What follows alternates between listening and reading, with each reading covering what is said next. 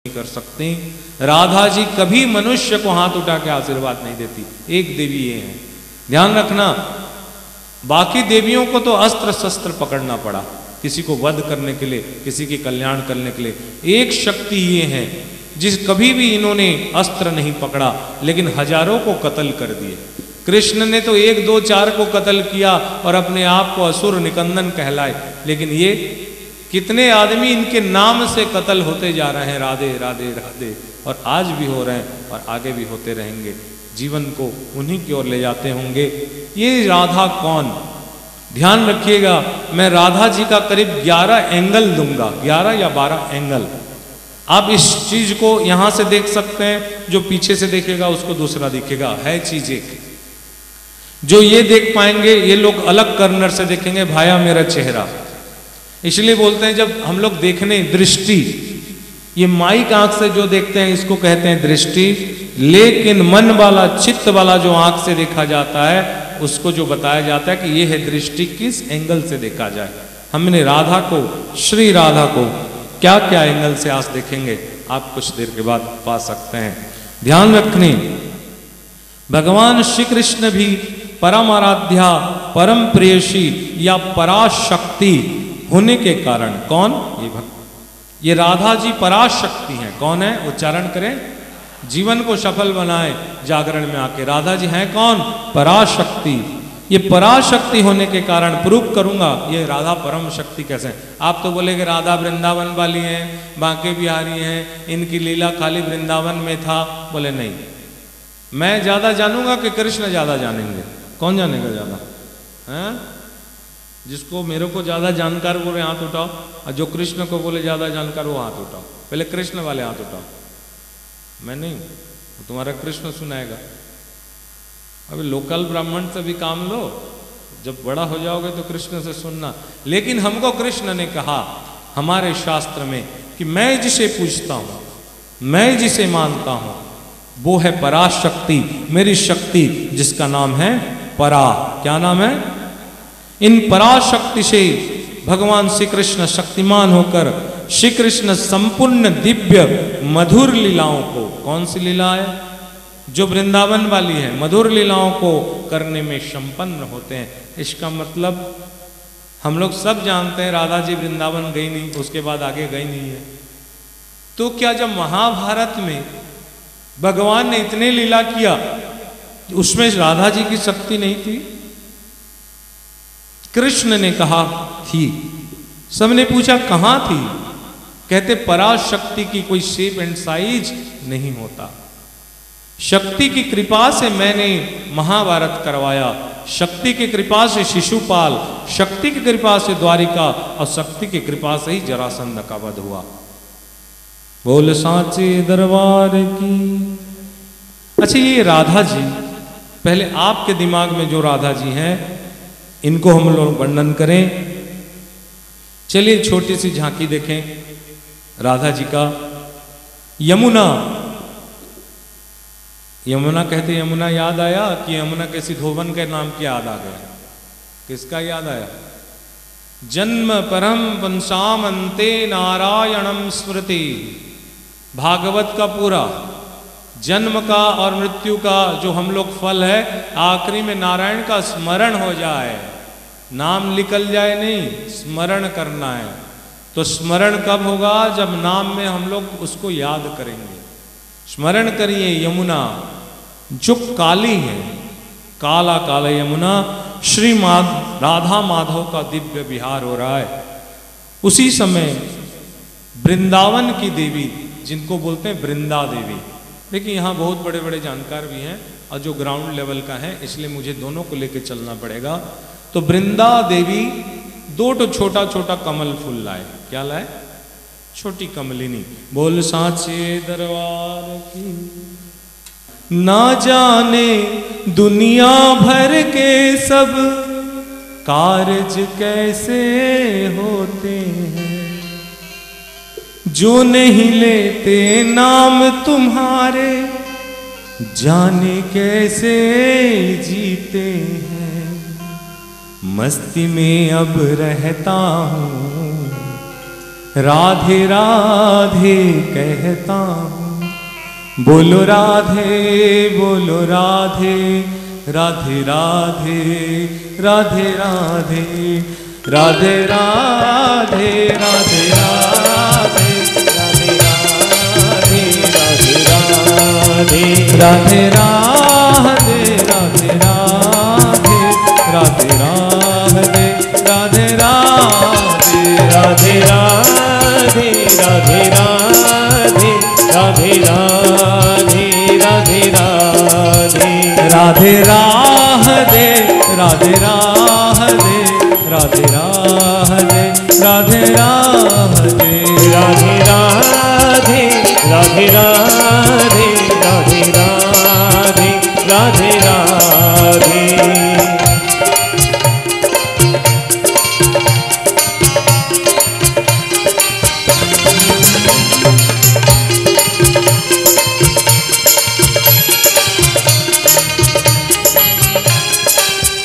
जारे जारे कारे भमरा, तू भी झूठा जैसे केसवा। जारे जारे कारे भमरा, तू भी झूठा जैसे केसवा।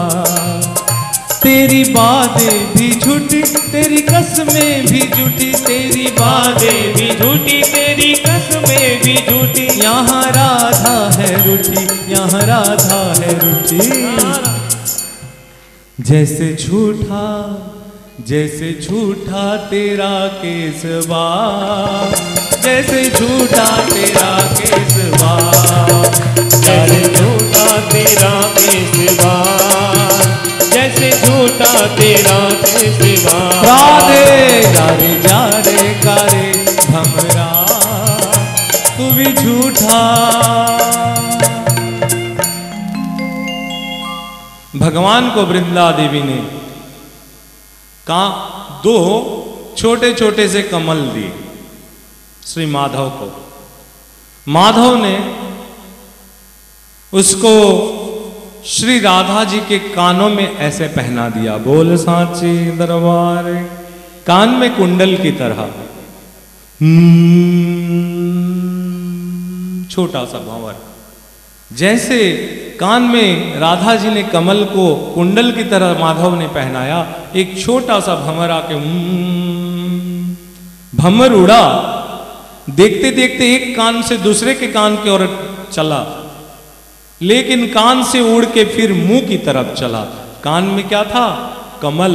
मुंह में क्या है राधा जी का? कमल। मुंह की कमल की ओर गया और राधा जी जैसे इसे उड़ाने लगती तो हाथ के उड़ता है, हस्त कमल की ओर चलने लगा भंवरा। भंवरा जा रहा है ऐसे, भंवरा जा रहा है ऐसे, राधा जी का हस्त। राधा जी ने ऐसे उसको उड़ाना चाहा, फिर वो जाके नीचे उड़ के फिर मुंह की ओर जाए तो राधा ने दुपट्टा को थोड़ा ऊपर करके अपने आंचल से इस तरह उसको उड़ाना चाहा, ऐसे से हटाना चाहा।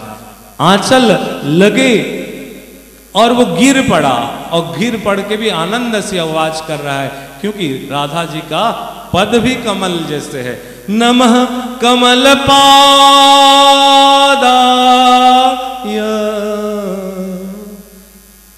कमल पांव की तरफ भंवरा उड़ा। उसी समय मधु मंगल और बिल्व मंगल ने एक लकड़ी लेके उस भंवरा को ऐसे उड़ाना चाहा। बोल सांचे दरबार की। भगवान राधा जी का मुख क्या है? क्या है? कमल जैसे। हस्त कैसे है? कमल जैसे। और पांव कैसे है? कमल जैसे। इनका नाम पूरी कमलिनी हुई। तो ये कमलिनी जैसे इन्होंने बिल्व मंगल ने उड़ाया।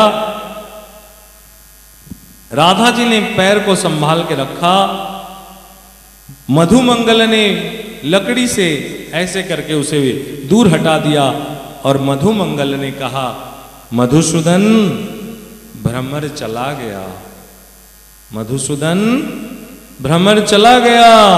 इतना ही सुनते मधुसूदन शब्द को सुन के भगवान श्री कृष्ण चले गए बोल के श्री राधा जी कही, हाय हाय मैंने ये क्या किया, मधुसूदन चला गया, मधुसूदन चला गया। उनके कान में और भ्रमर याद नहीं, केवल मधुसूदन चला गया समझकर श्री राधा जी ने कहा हाय हाय मैंने ये क्या किया, मधुसूदन कहाँ चले गए, कहाँ चले गए। पुकार पुकार के राधा जी रोने लगे। कहते हैं हमारे शास्त्र, यदि सह सहस्या ममत्वासुरम वन जागतम, मतलब कि अकस्मात श्री कृष्ण मुझे वन में छोड़कर कहां चले गए बोल के राधा बारंबार बारंबार मूर्छित होने लगी। ध्यान रखने, ये जो प्रेम है, इस प्रेम को कहते हैं वैचंती, प्रेम वैचंती। क्या कहा जाता है? प्रेम वैचंती का उदाहरण भगवान श्री कृष्ण हंस रहे हैं, इस देख के इस एंगल से छोटी सी श्री राधा को देखा जाए। क्योंकि मैं इस राधा का वर्णन आज करने वाला नहीं हूं, क्योंकि आज राधाष्टमी उपलक्ष्य में मुझे पराग राधा का नाम में पराग का वर्णन करना है, इसलिए इस प्रसंग को मैं यहां रखूं। अगर आप माधुर्य भाव है आपके तब ये समझ पाएंगे, वरना इस प्रसंग की ओर जो गया हुआ है मधुर से मधुर लीला वृंदावन की हमारे समझ में नहीं आएगी। चलो आज कुछ कुछ चिंतन करें। माना आप लोग राधा का प्रिय हैं, ज्ञानी हैं, लेकिन क्या हुआ सुन लेते हैं। बोल साचे दरबार की भजामि राधा मरविंद नेत्राम, स्मरामि राधाम मधुरम स्मिताश्याम, वदामि राधाम करुणाभरार्द्राम, ततो मन्यास्तिम गतिरन्न कपिः। समझ में आया? समझेंगे। चलिए दूसरे स्तुति से सुनिए। नमस्ते श्री राधिकाये पराये, नमस्ते नमस्ते मुकुंद प्रिये, सदानंद रूपे प्रसीदं त्वमंत प्रकाश स्फुरंत मुकुंदेन सार्धम। समझ पा रहे हैं? सदा राधिका नामम जिह्वाग्रतम स्यात्, हमेशा राधा का नाम जीवा के आगे रखो, जीवा के आगे।